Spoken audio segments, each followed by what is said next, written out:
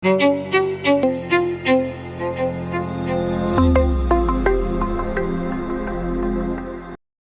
boleh setelah berwudu melakukan makan dan minum, kemudian makan apa, berat ataukah ringan, yang sekiranya bisa terkait dengan kondisi wudunya? Ini mungkin maksudnya apakah membatalkan wudu atau tidak. Mohon solusinya apakah ada dalam Al-Quran. Baik, kita bisa ambil teori tentang wudu pertama, ada di Quran surah ke-5 Al-Maidah ayat yang ke-6, posisi paling kiri sebelah atas. Kemudian terkait dengan makanannya yang berpengaruh kepada wudu atau tidak, ditemukan di hadis riwayat Muslim dalam kitab Sahih Muslim nomor hadis 828. Nanti kita coba uraikan keterkaitan di antara keduanya. Teman-teman sekalian, mari kita ambil hukum umum dulu dalam wudu. Quran surah ke-5 Al-Maidah ayat yang ke-6. Ya ayyuhalladzina amanu, hai orang-orang yang telah menyatakan dirinya beriman kepada Allah. Idza qumtum ila shalah, jika Anda ingin menyempurnakan salat. Mohon garis bawahi dulu kalimat ini. Kata-kata salat di dalam Al-Qur'an, bahkan di dalam hadis Nabi SAW, itu seringkali diawali dengan derivasi kata iqamah. Baik yang bentuknya past tense, present, continuous ataupun future. Ya, baik yang sifatnya fi'il madhi, mudhari ataupun amr. Ya, aqimus shalah, yuqimunas shalah, wa aqimus shalah, yuqimus shalah, iqamatis shalah. Nah, kata aqama yuqimu ini secara bahasa berarti sesuatu yang ditunaikan dengan sempurna. Ingat itu ya, sesuatu yang ditunaikan dengan sempurna. Jadi kalimat salat ketika diperintahkan oleh Allah yang bermakna ibadah itu seringkali diawali kalimat penegas yang mengingatkan kita untuk menunaikannya secara sempurna.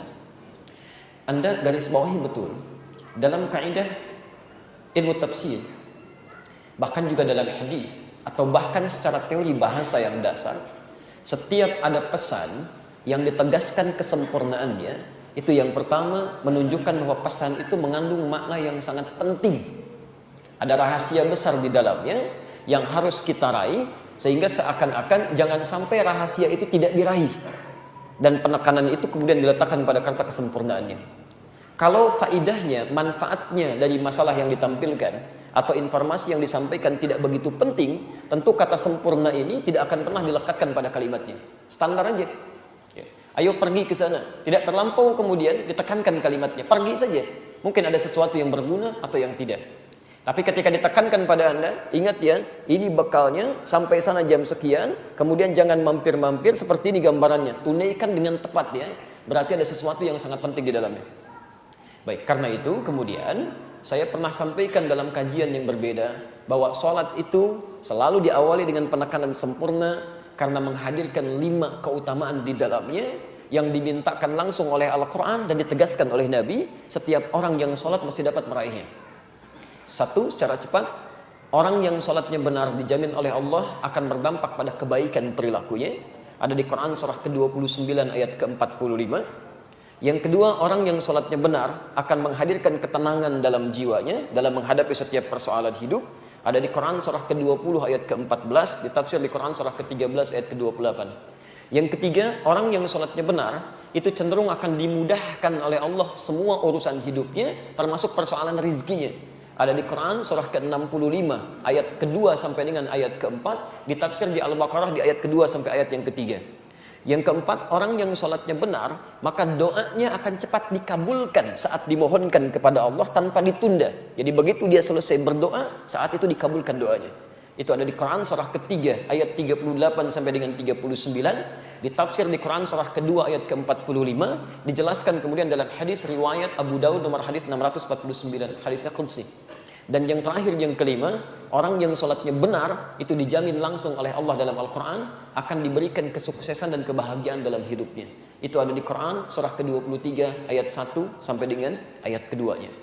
Karena itulah kemudian Nabi menekankan betul, jika ada orang ingin menyempurnakan sholatnya dengan baik, maka perhatikan tahapan-tahapannya. Dalam Al-Quran disebutkan, 1, ternyata kesempurnaan sholat dimulai pertama kali bukan dalam takbir, tapi idza qumtum ila shalah faghsilu wujuhakum. Jika Anda ingin menunaikan salat dengan sempurna, sempurnakan dulu wudunya. Ingat, dimulai dari wudu. Ya, mulai basuh wajah dengan sempurna. Bahkan tafsir ayat ini Anda bisa temukan nanti di Al-Bukhari nomor hadis 751, hadis Muslim nomor hadis 397, ya, dan ada juga di Al-Bukhari nomor hadis 757. Kalau nomornya berbeda, cari babnya, namanya babul musi fis shalah. Bab tentang orang yang salatnya bermasalah. Ya, saya sering sampaikan tentang persoalan ini. Ja'a rajulun ila Nabi sallallahu alaihi wasallam, datang seorang lelaki pada Nabi sallallahu alaihi wasallam namanya Khalad Az-Zuraiqi. Fadakhala ila al-Masjid Nabawi, masuk ke Masjid Nabi, fa shalla bi janbin Nabi sallallahu alaihi wasallam, kemudian salat di samping Nabi sallallahu alaihi wasallam. Tatkala beliau selesai salatnya, sallama yaminan wa syamala, salam ke kanan dan ke kiri, faqala lahu Nabi sallallahu alaihi wasallam. Maka Nabi sallallahu alaihi wasallam berkata pada orang ini, "Shalli fa innaka lam tusalli." Anda silakan salat lagi karena Anda belum salat. Disebut belum salat. Fa'ada salatahu 3 marat. Maka mengulang orang ini salatnya sampai 3 kali. Faqala lahu Nabi sallallahu alaihi wasallam mithla ma kana. Maka Nabi sallallahu alaihi wasallam mengulang kembali kalimat serupa yang tadi. Shalli fa innaka lam tusalli. Anda salat lagi karena Anda belum salat.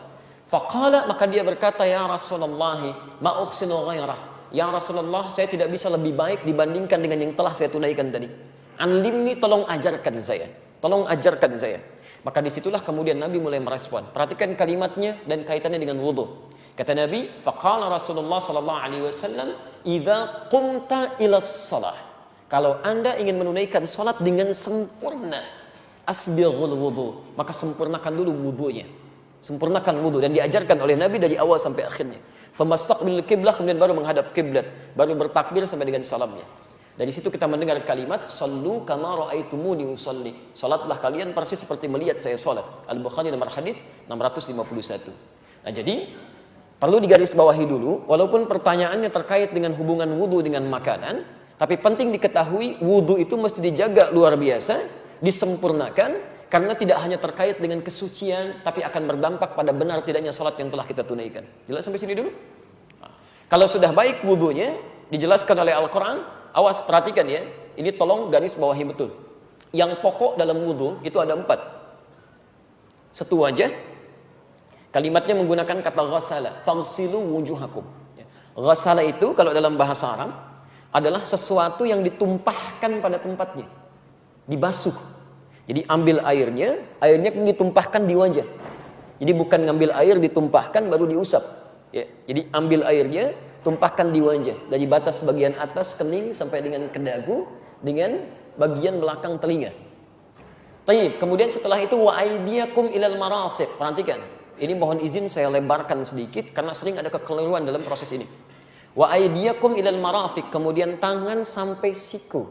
Ingat, tangan, disebut tangan itu disebut iyad dalam bahasa Arab, itu dari ujung jemari ini, asabi', sampai ke ujung ke sini. Mendekat pada katif, dekat ke pundak. Ini tangan. Tapi dalam ibadah itu selalu diberikan batas. Batas, misal Anda bersedekap, An-Nasai nomor hadis 886. Bersedekap di sini posisinya, rusghi. Jadi begitu menutup seperti ini. Atau boleh lebih sedikit, al-sa'id begini. Tapi tidak sampai ke sini. Tapi dalam wudu, ilal marafiq, jamak dari mirfaq, sampai ke sini, siku. Ya. Ingat, tangan, jari, sampai siku. Jadi bukan siku ke bawah. Jadi bukan kerannya dibuka, sikunya dibeginikan. Jelas ya? Tapi diambil airnya, turunkan sampai ke siku ke sini. Nanti itu ada hikmahnya, ada penjelasannya. Kemudian setelah itu, wamsahu bi ru'usikum. Berubah kalimatnya dari ghasala menjadi masaha. Berbeda. Ghasala tumpahkan langsung di tempatnya, masaha tumpahkan dulu airnya baru diusapkan. Ya, masaha itu mengusap, bukan menumpahkan. Ya, yang diusapnya disebut masih. Nabi Isa punya gelar Al-Masih, Al-Masih, karena di antara mukjizatnya bisa mengusap sesuatu, dengan izin Allah penyakit bisa sembuh. Jelas ya? Tayyib. Dan yang diusap itu apa? Bukan rambut, tapi ru'us. Jamak dari kata ra'sun, kepala. Di sini keadilan Allah Subhanahu wa taala. Kalau yang diusap rambut, yang tidak punya rambut itu persoalan. Ya. Maka di sini diartikan dengan tidak ada penafsiran. Ya. Jadi semua ulama nggak ada penafsiran. Yang dibasuh itu kepalanya sehingga meresap ke dalamnya. Jadi begitu Anda buka, kemudian Anda ingin basuh, maka kemudian buang airnya, usapkan. Ya, usapkan ke kepalanya. menggunakan huruf ba di situ. Ba di sini dalam bahasa Arab ba punya 14 makna. Tapi di sini para ulama sepakat ya 3 yang bisa diterapkan. Satu, ba al-istighraq, yaitu mengusap dari depan sampai ke belakang.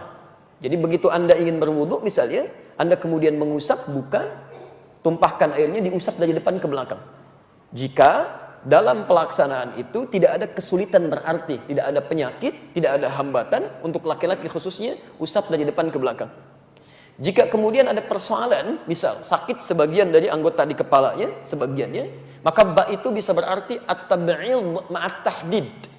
Ya, sebagian dengan batas. Batasnya kata para ulama itu sampai di ubun-ubun di sini. Ya, jadi Anda bisa usapkan sepanjang kena ubun-ubunnya di sini, itu sudah sah dipandang mengusap. Dan yang terakhir, bagaimana jika di ubun-ubun pun ada persoalan? Maka ba di sini berfungsi sebagai at-tab'id min duni tahdid. Ya, mengusap tanpa ada batas sepanjang disebut bagian dari kepala. Dan kenapa hikmahnya menggunakan huruf ba? Karena Masya Allah, Allah lebih mengerti situasi kita, karena tidak setiap orang bisa mengusap secara sempurna. Ada perempuan yang mungkin menggunakan hijabnya dalam suasana di tempat tertentu nggak bisa dibuka. Ibu boleh ambil air di sini, kemudian usapkan sebagian kepala, itu sudah sah. Antum ada persoalan luka misalnya tertentu, kemudian usap sebagiannya, itu sudah sah wudunya. Dan jangan merasa tidak sempurna, karena syariat menetapkan itu. Yang keliru, walaupun dia sehat, tapi tidak mengusap kepala, cuman rambutnya aja. Sudah sisir, sudah bagus, minyaknya banyak luar biasa, gitu kan? Gak mau berubah tampilan rambutnya, tiba-tiba utak, gitu kan? Selesai. Nah, kemudian tiba-tiba tunaikan sholat, itu tidak tepat.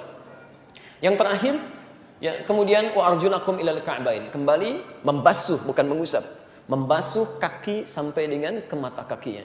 Itu yang pokok yang 4. Jadi selebihnya itu sunnah, dan sunnah itu berpahala dikerjakan, ya berpahala. Jadi kalau Anda sempurnakan dari mulai berniatnya, kumur-kumurnya, istinsyaknya, sampai telinga, sampai ke ujungnya, pahalanya lebih banyak di situ. Tapi kalau airnya kira-kira tidak cukup untuk keseluruhan, jangan buru-buru tayamum. 4 dulu dilihat. Ya, yang pokok ini. Jadi jangan langsung Anda simpulkan tayamum. 4 dulu kemudian Anda tunaikan ini. Kalau bisa dimaksimalkan yang 4 ini, maka dahulukan yang 4 untuk dibasuh. Baru setelah itu wudu Anda sempurna di sini. Kecuali bila tidak ditemukan sama sekali, fa illam tajidu ma'a. Wajada dalam bahasa Arab bukan berarti airnya nggak ada. Oh, hati-hati ya, fokus. Ada 3 keadaan. Diterjemah diartikan jika Anda tidak menemukan air. Kalimat bahasa Qur'annya menggunakan wajada. Fa illam tajidu. Wajada itu bisa berarti 3 hal. Pertama, airnya sama sekali tidak ada. Itu jelas, tidak ada perdebatan di sini. Yang kedua, airnya ada, tapi sifatnya sangat terbatas. Digunakan untuk kepentingan yang lebih besar lagi. Ada buang hajat, ada macam-macam dan sebagainya. Seperti Anda di pesawat, ya kan? Atau di tempat tertentu, yang kalau Anda gunakan untuk wudu, bisa, madarat kepada aspek yang lainnya.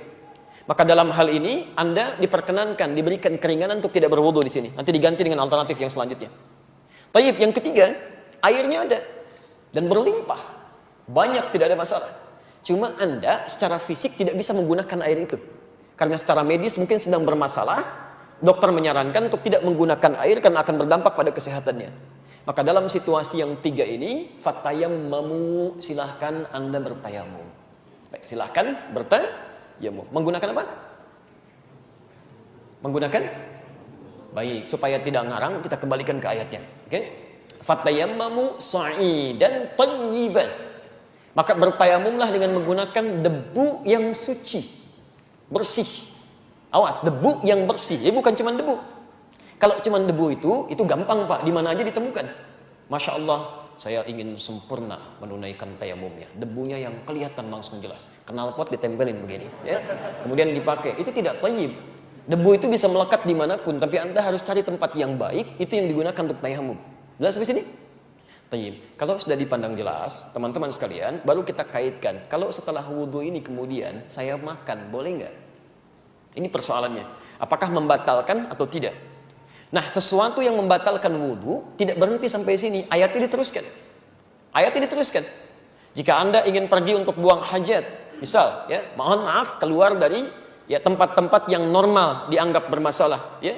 Misal dari tempat-tempat keluarnya, apakah buang air kecil, buang air besar, keluar angin dan sebagainya, bahasa Qur'annya sopan sekali. Jika Anda pergi ke toilet, ke tempat untuk buang hajat, itu bisa menghadirkan segala jenisnya. segala jenisnya. Nah, itu pasti membatalkan wudu. Aula mastumun nisa, atau sengaja bersentuhan langsung. Ya, sengaja, ada niat kesengajaan. Beda antara lamasa, massa dengan lamasa, itu lain. Awas, Anda mesti hati-hati ya. Jadi ada lamasa, lam, mim, sin.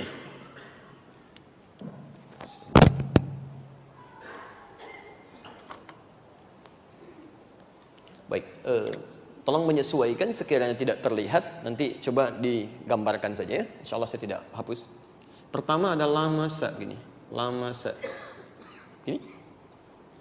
Kalimat kedua ada lamasa. Dan kalimat ketiga ada massa. Massat humul ba'sa wa dharra. Ya. Ini misal kita temukan di Qur'annya tadi, Quran surah ke-5 ayat yang ke-6. Yang ini kita temukan di Quran surah kedua ayat 214, posisi paling kanan sebelah bawah. Ini satu akar dengan ini. Cuma bedanya, kalau yang ini lamasa itu sentuhan langsung. Ya, bisa kulit dengan kulit, bisa pakaian misalnya dengan pakaian yang lainnya. Ya, umumnya sih kulit dengan kulit, satu sentuhan. Ya. Tapi lamasa di sini belum tentu ada unsur kesengajaan. Sentuhan aja misal. Ya. Seperti yang terjadi misal, maaf dalam tawaf ya. Tawaf kan kemudian Anda berputar-putar dalam situasi yang padat, tiba-tiba ada gesekan dan sebagainya, ada sentuhan, itu lamasa namanya. Jelas di sini? Tapi kalau lamasa, ini emang udah niat nyentuh. Sudah berniat menyentuh, sengaja ada sentuhan di sini. Aula mastumun nisa, atau sengaja punya niat menyentuh pasangannya. Sehingga dengan ada niat ini, kesengajaan, ada hasrat tumbuh dalam jiwanya. Kalau sudah ada hasrat semacam ini, maka itu berpengaruh pada wudunya, batal wudunya. Jelas ya?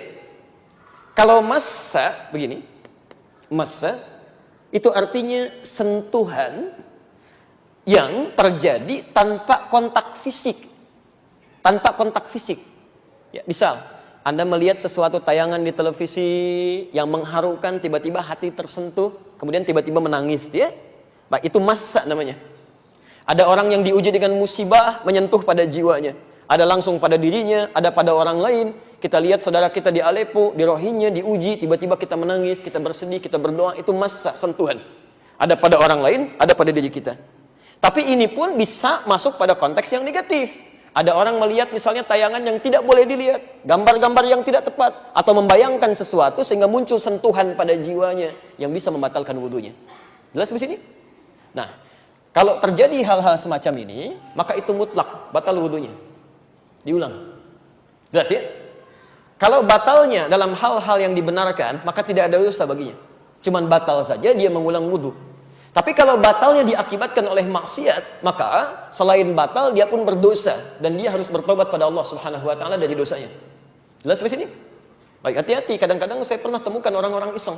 Ya, ada pertemuan misalnya reuni, ada kumpul macam-macam, laki-laki perempuan berwudu ditungguin, ayo sini, ayo sini, ayo sini gitu kan. Tiba-tiba keluar pegang gitu, itu enggak boleh.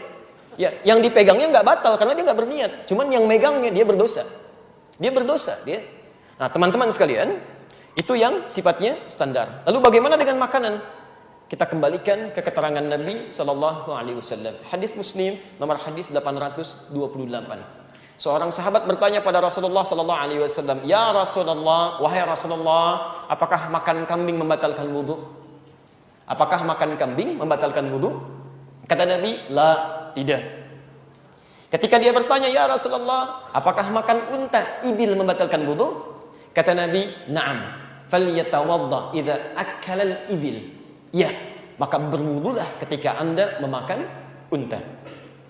Dari sini orang-orang yang tekstual menyimpulkan bahwa dalam konteks ini hanya unta. Di Arab yang tekstual, teksnya begitu dipahami begitu. Hanya unta yang kalau dimakan maka itu yang membatalkan wudu, kemudian dia berwudu kembali. Sedangkan makanan selain unta itu diperkenankan, gak ada masalah. Nah, yang kontekstual bukan melihat untanya, tapi melihat pada jenis makanannya. Di Arab itu, kalau Anda urutkan makanan-makanan misalnya, dari daging yang paling standar, orang Arab makan kambing biasa. Sampingnya ada zaitun, ada salatah, ada macam-macam, ya baunya bisa cepat hilang, normal biasa. Dan kambing di Arab dengan kambing di kita beda, baunya lebih bau kambing di sini. Karena makanannya lain. Lain unsurnya, ya. Menyengatnya lebih menyengat yang di sini, sana agak biasa. Tapi unta itu berbeda. Dari mulai lihatnya, pengaruhnya, baunya, macam-macamnya. Jadi kalau makan misalnya sekaligus makan daging unta pada saat itu, sementara membersihkannya dengan menggunakan siwak saja, sekarang belum ada semacam odol dan sebagainya, maka ketika digunakan sholat baunya masih ada. Ya, keadaan masih meresap. Maka kemudian dipahami secara kontekstual setiap makanan-makanan yang punya jenis sifat seperti unta, yang kalau dimakan masih menghasilkan bau yang tidak sedap, masih berpengaruh pada kekhusyuan dalam ibadah, maka yang seperti itu yang terbaik berwudu kembali. Misal jengkol dan saudara-saudaranya, gitu kan? Anda makan jengkol, obatnya pete, makan pete, obatnya jengkol, gitu kan? Tapi sama-sama bau di situ.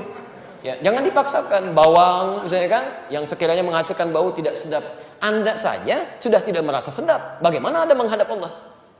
Anda pribadi merasa tidak sedap. Berbicara dengan orang lain merasa tidak nyaman. Masa mau berbicara dengan Allah dalam konteks sholat? Halo, jelas? Baik. Allahu a'lam bishawab.